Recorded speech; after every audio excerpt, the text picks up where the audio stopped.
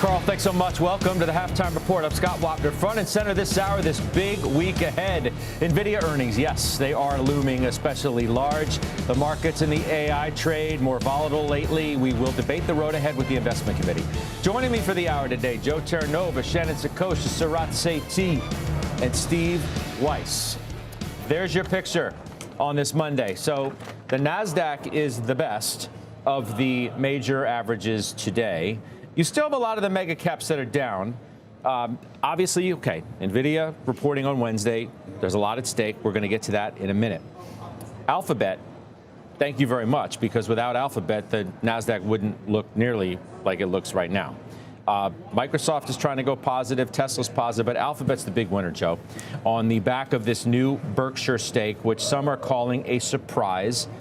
Almost $4.5 billion worth of Alphabet stock. It's their 10th largest holding. What do we think?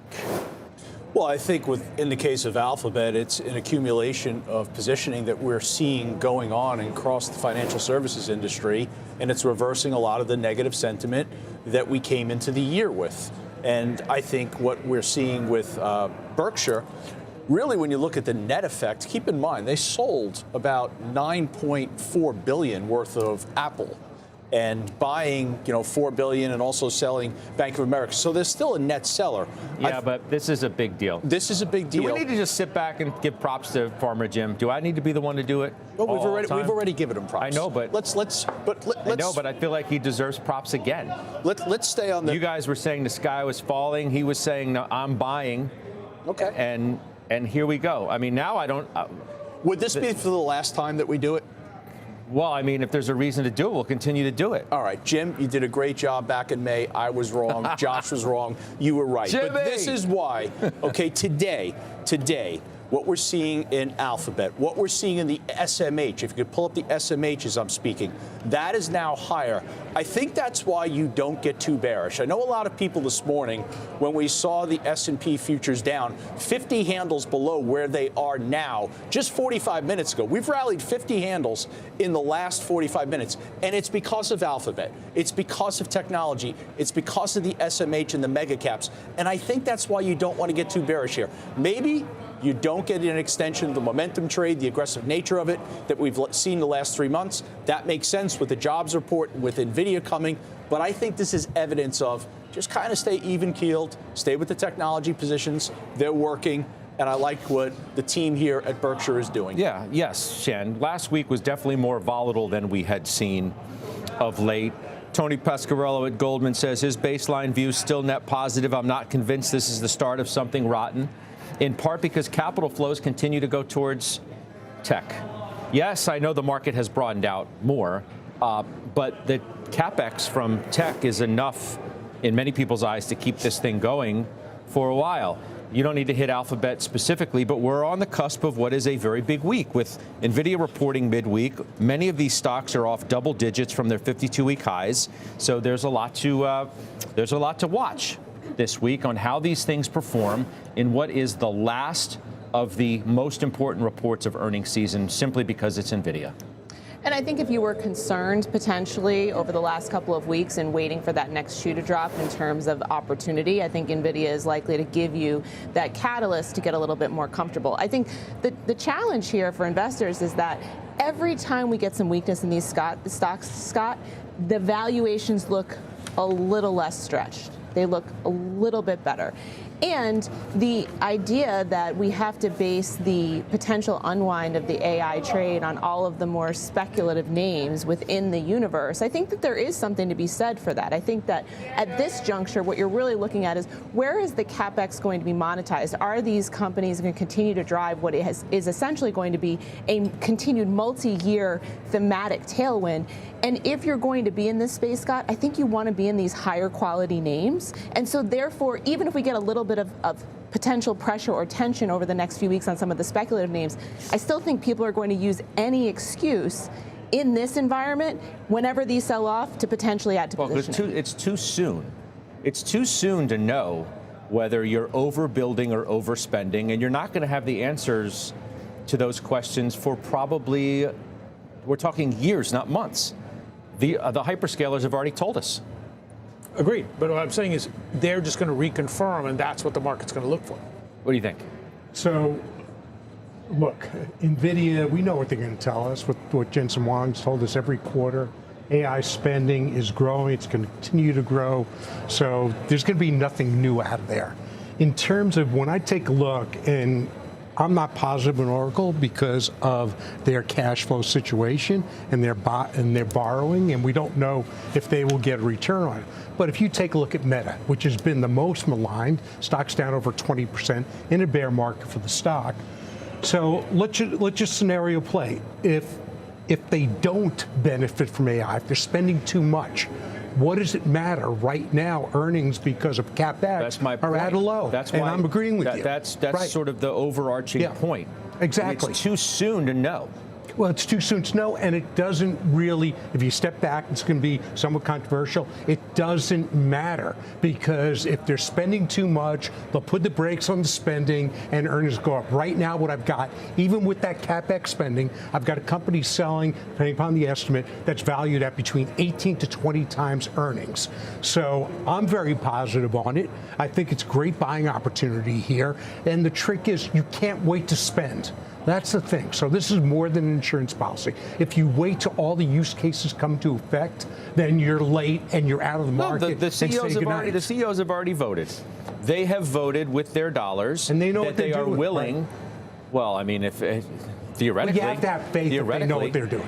But you always do. You had faith in 06 and 07 that everybody knew what they were doing, until the party came to an end, the house of cards came down, and it turned out everybody didn't really know what they were doing. But this is a little different because they're product companies, not financial companies, number one. And number two, not that mortgages aren't products, but these are products that are driving revenue now, and what they're spending will increase that revenue dramatically. And they are developing the use cases. Sure, but it's one thing when you are taking your mountains of cash and you're deploying it. It's another thing when you start raising piles of debt. It's different, though. However, but you're not raising piles of debt on a relative basis. With Oracle, you are, but you're not with Amazon. You're not with Alphabet. You're not with Meta. These are odd lots. They sound like big numbers, 12 billion big numbers, but the cash flow generation is monstrous. The levers they can pull are significant. As simply as you could state it, it's investment-grade paper in the case of Alphabet, in the case of Amazon, in the case of Meta. In the case of Oracle, it's high-yield paper. It's 550% debt to equity. Amazon, a 40-year offering, which is the longest duration on this $12 billion proposed sale, you're talking about 115 basis points over treasuries. It's going to be remarkably strong demand for that. Now, I'm long Oracle via the Joe T. I'm not happy about it. Because to your point, I don't like what Oracle's doing because I don't like their debt position. And a lot of people have been long Oracle based on momentum. We'll deal with it at the next upcoming rebalance. But that's the one name. I don't think you universally say, just because we see all this debt issuance, it's a problem. No, but you have a tremendous amount of volume, or certainly a dramatic pickup in volume of credit default swaps. That's why NVIDIA, when we think we know a lot, we still need to see what they say. Yeah, I think that the challenge here is that NVIDIA is both a beneficiary from this trade, but also a key cog in this trade. And so therefore, any sense of weakness in terms of NVIDIA's results are going to very materially spread through the rest of this ecosystem. We talked about vendor financing. You've mentioned it, Scott. You talk about the credit market. I think that what NVIDIA's earnings are likely to do, if they come even close to expectations, are likely to provide that foundation. But I don't think it necessarily alleviates some of these credit concerns. I think it merely kicks the can down the road a little bit on the equity side. I still think that going into 2026, you're going to continue to get some questions about the quality of the credit universe around technology because you haven't had to ask those questions at all. And I think that that's an important piece, is that NVIDIA will help steady this equity trade and likely catalyze some continued buying into the end of the year. But I think into 2026, we're going to be talking about this a lot more on the credit side than we are on the equity side. You know, NVIDIA is going to be so interesting, right? Because they are going to have a good quarter. That's never the question. Each of the last few quarters they've had, they've missed the whisper number. And So is the market going to make a stand and sell tech if they miss the whisper number, but yet earnings are still growing at 60% and they're all sold out for the next year or so? That's the weird thing about the market. And that's why it's critical if you're a long-term holder not to get shaken out because NVIDIA trades and down. where you're seeing in the stock, I mean, it's off 210. So you're already down about 10% going into everything went up on the OpenAI But what's interesting is sometimes when they run up before, then you have to be a little more, even more cautious. Yep. There is the issue of, and you're going to hear more about it because some of the biggest voices around the overstating earnings and depreciation issue, like Michael Burry's back again, and he's been on a nonstop storm of social media posts where he shows again a chart of CapEx and depreciation, and he has already teased November 25th. Something's coming down. Something's going down on November 25th. Is this issue to you much ado about nothing or what? It's much ado about nothing. Because Chanos is talking about it too. So you've got two short sellers looking at. Chanos is talking. I think he's really exclusively on CoreWeave. On CoreWeave. Oh, CoreWeave. Sorry, CoreWeave. CoreWeave. I don't understand why it went up. You know, when right immediately pre-IPO, they had one customer. It's all debt. I've looked at shorting it, but I just don't short really anymore because that is built on debt. That's a mountain of debt. I understand, like when you say, well, it's two short sellers, but if you do recall, there was a guy named David Einhorn who was asking some of the earliest questions about one of the investment banks. I'm not dismissing. You know what I'm saying? That ended up being the canary in the coal mine. I'm not dismissing them. All I'm saying is what they're hanging on is not what I believe is critical to the performance of the shares, because these are two massive companies that generate. You've got to look at their coverage ratios, and their coverage ratios are coverage ratios that any company on the face of this earth would want to have. They're just monstrous. So until those coverage ratios fall down, until they go into junk status like Oracle, then I just don't. I think it's much about nothing. In terms of depreciation is a definite byline of what shorts look at. They're saying too much because it's accounting. So look, I just don't think there's really any there. You know, so. Well, that's just my view. There's a stock that's broadly on CoreWeave there is, on Oracle. Yeah, I could see that, but on the others, no, I don't think so. There is news today on another name we've certainly talked about from time to time. It is a Morgan Stanley call on Dell. They've double downgraded that name. You don't get double downgrades all that often. Usually, you don't get downgrades to sell very often, but you did. 110 is the new target from 144. They say the memory, quote, super cycle increasingly poses a downside risk to hardware earnings heading into 2026. Bryn Talkington owns the stock, which is, we wanted to come on and talk about this for obvious reasons. What do you think about this double downgrade? I mean, a double downgrade. I mean, I double dare them to upgrade. So I actually read the report. It was a very good report. And so for the viewers that don't have access to the report, in summary is this. Is memory chips, memory is increasing exponentially. And they have a chart in there that shows that DRAM, and there's a specific DRAM called DDR5, is up over 200%, 260% in the last 2 months. And so that is for a variety of reasons, but you're seeing memory prices, outperforming gold. And so I think that for these companies like Dell with their PCs, Acer was in the report, HP was in the report, specifically think about laptops and PCs. I mean, this is in the crosshairs of that. And so they're saying in the short term, we think they're going to have margin compression. That seems very likely looking at the dramatic increase in these DRAM prices and memory prices. I think that a lot of this now is reflected in the name. And so what I look at it and what I've been seeing all quarter, if you remember, I think 2 weeks ago, SMCI, Supermicro had their earnings, which were not good. I believe Dell is taking market share in that data center area from Supermicro. And so I think this non-PC part of Dell called the Infrastructure Services Group, which is really in the heart of all of the data center build out, is going to continue to gain share.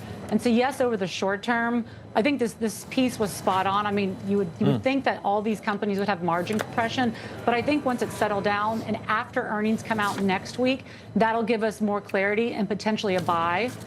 But I would also say you could buy Micron as in the shorter term, because the chart looks great, they're in the crosshairs of DRAM, so you could buy Micron while you're waiting for this to pass through over Dell. Give me a quick thought before I let you go on NVIDIA. Since you own the stock, you have for such a long time, you're, I think, one of the most identified on the show with that name. What do you think? It's going to come down to the Q&A. I think they're going to get some good, tough questions about the circular financing, about OpenAI, all of those very fair questions. I will say this. I've always said Jensen was a showman, but he delivers the goods time and time again. And so we know, to Steve's point, it's going to be a great number. But I think the Q&A is going to decide whether the stock trades up or down. Okay, we'll talk to you, I know, during the week. We'll see. Bryn, thanks for joining us. That's Bryn Talkington. So we blew past a name that I want to get to because I don't want to just blow it off.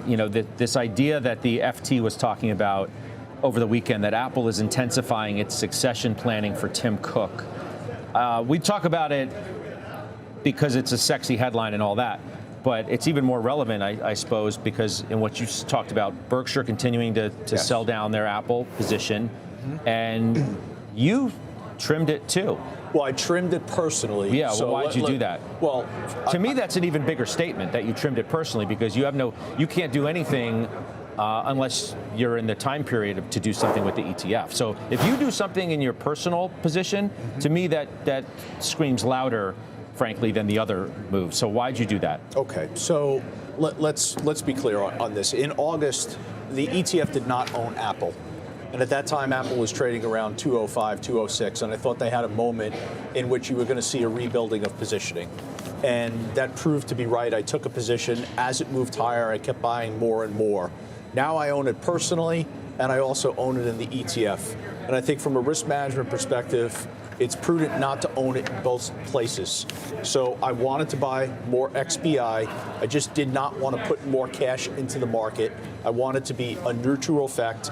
I pulled some cash out of Apple, bought more of the XBI, which continues to break out. And I think you got to be careful here on the news, both with Tim Cook and the news with Berkshire selling Apple, because there's a lot of resiliency right now in Apple stock. The fact that it's down only 1.25% today, I think that speaks to the resiliency. And remember, you are now in a period where the blackout window on buybacks has reopened. You don't know what Apple is sitting there doing with the ability to buy back significant amount of stock. Well, I mean, what do you mean that it's only down 1.25%? It's showing resiliency. Resiliency against what?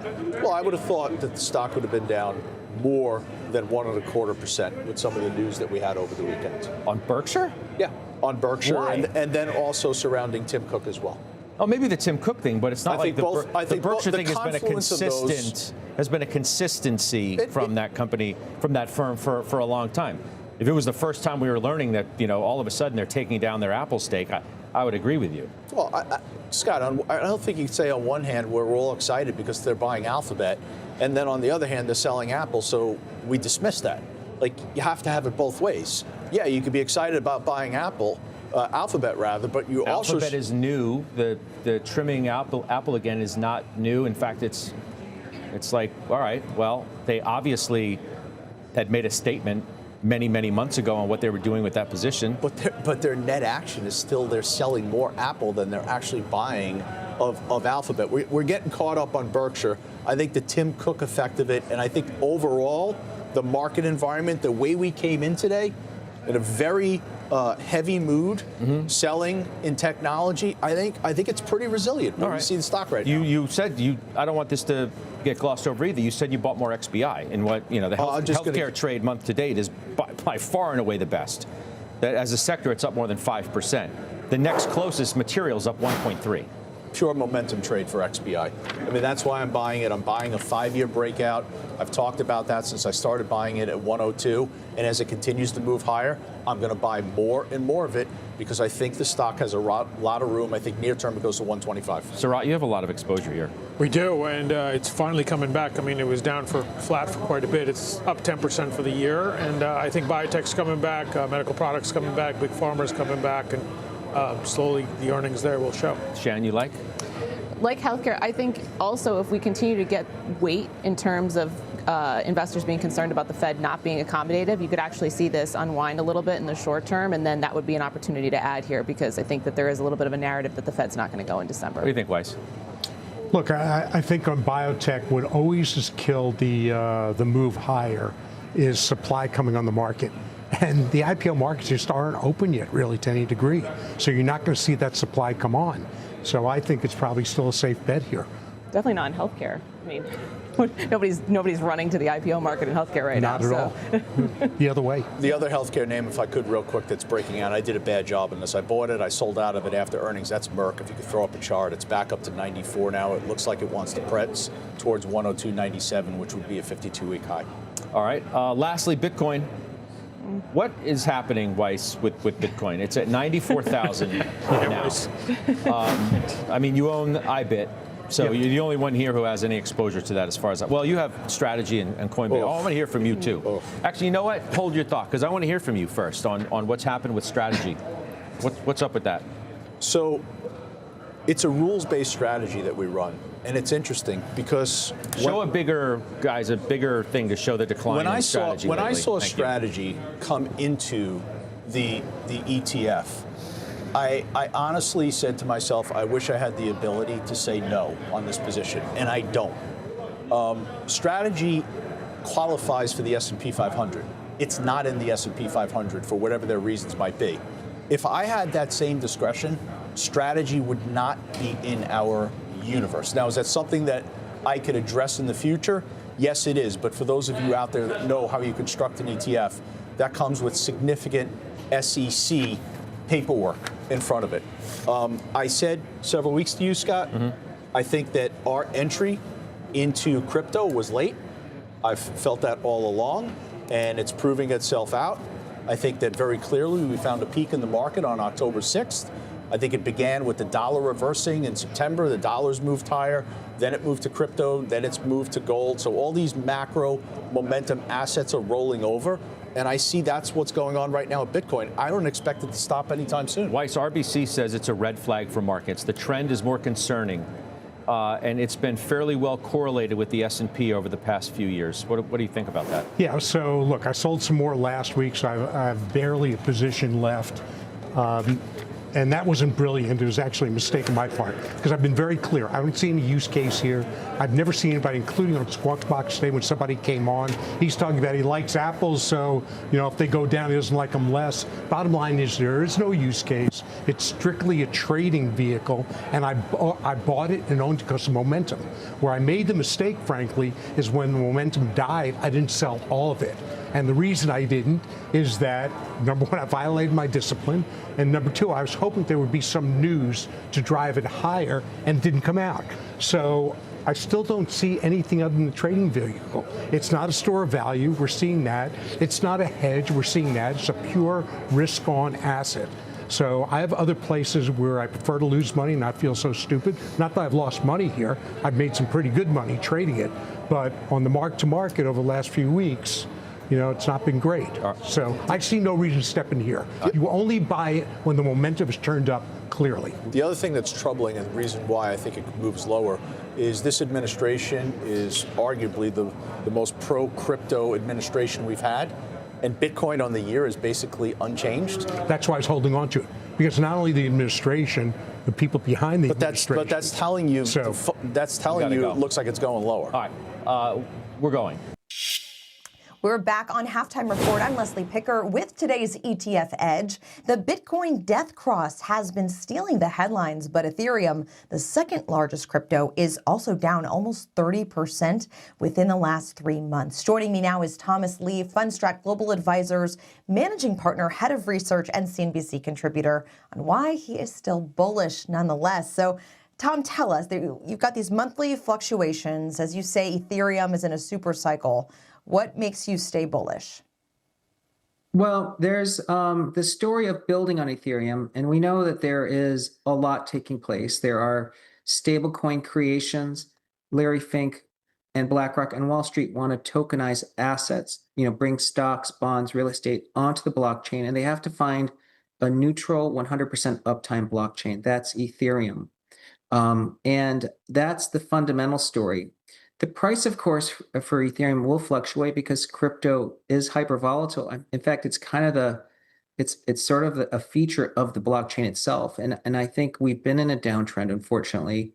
A lot of folks are kind of questioning if we're in a 4-year cycle for Bitcoin. So we talk about that in the chairman's message we published this morning, that the most correlated factor to Bitcoin prices when you see it at Bitcoin at a peak actually is the ISM. So I think we're still in a correction phase of crypto.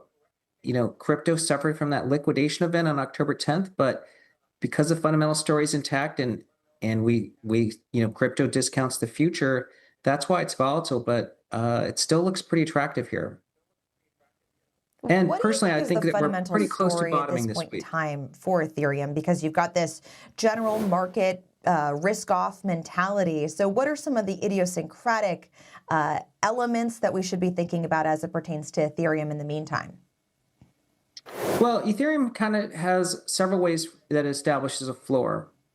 One is the value of all the assets locked onto the blockchain, and that number is growing. But historically, Ethereum bottoms when that ratio is about 50%. So I'd say we're pretty close to that level. That's why I think Ethereum probably is bottoming this week. But the other way to look at Ethereum is really its price ratio, or even its network value ratio to Bitcoin. It currently sits at, this number is 0.032. The long-term average, like the 8-year average, if we were just to trade to that 8-year average, would put Ethereum at around 12,000. So I think Ethereum is undervalued because, number one, the story is gaining relative to Bitcoin this year. But two, we're getting this sort of intrinsic floor because of the value that the assets locked onto the Ethereum blockchain. All right. Tom Lee saying that Ethereum is bottoming this week.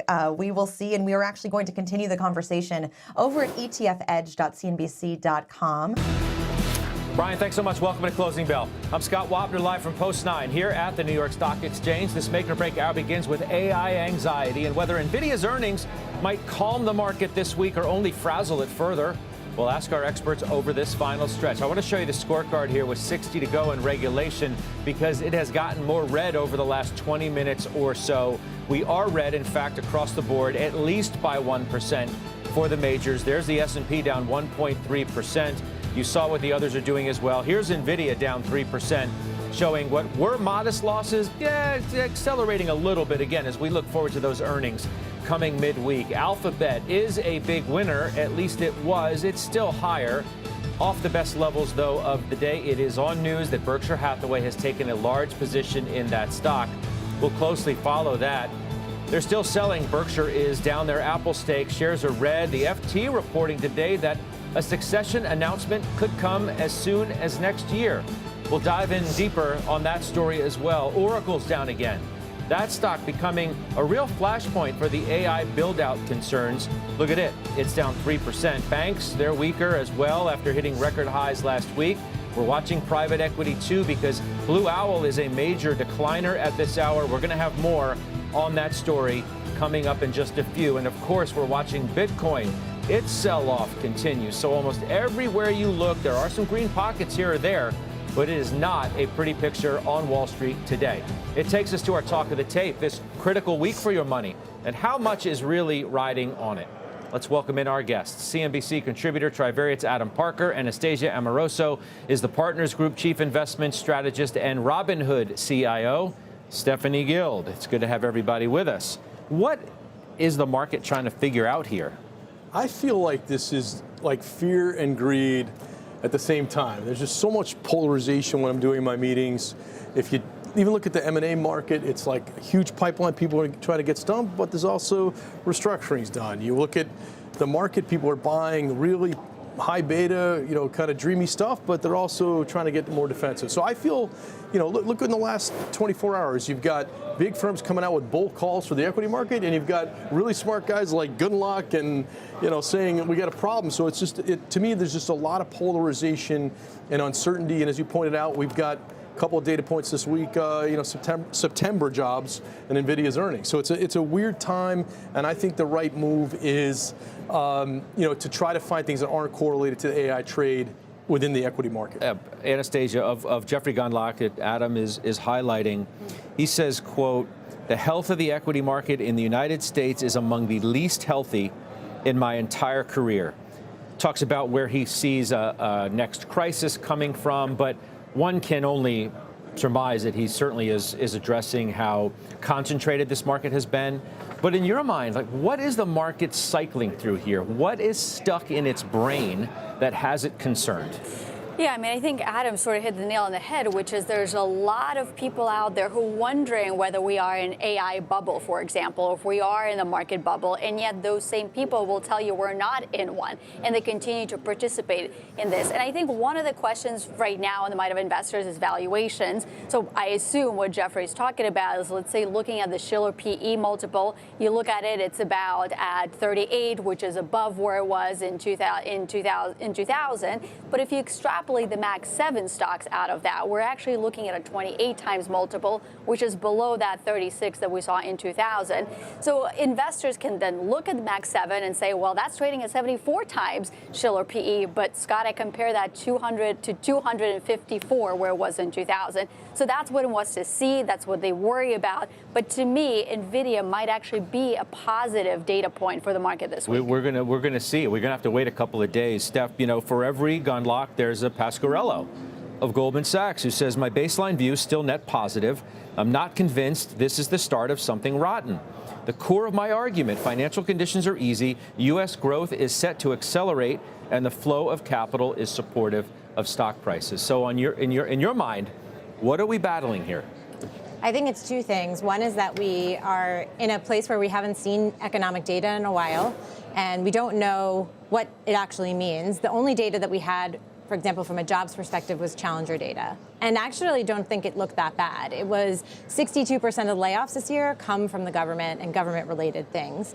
I think the other thing we're battling with is, what are rates going to do? And right now, I think we're in a moment that is very similar to what happened to Europe in post-2008, where they had to worry about countries like Germany versus Spain and Greece. And now we have to worry about potential inflation from tariffs versus potential slowdown from real cost cutting that may be starting from the tech sector. What does this mean for the markets? Are we poised for an end-of-year run despite this new bout of volatility that we've been witnessing over the last week or so? Strategas is head of technical and macro research.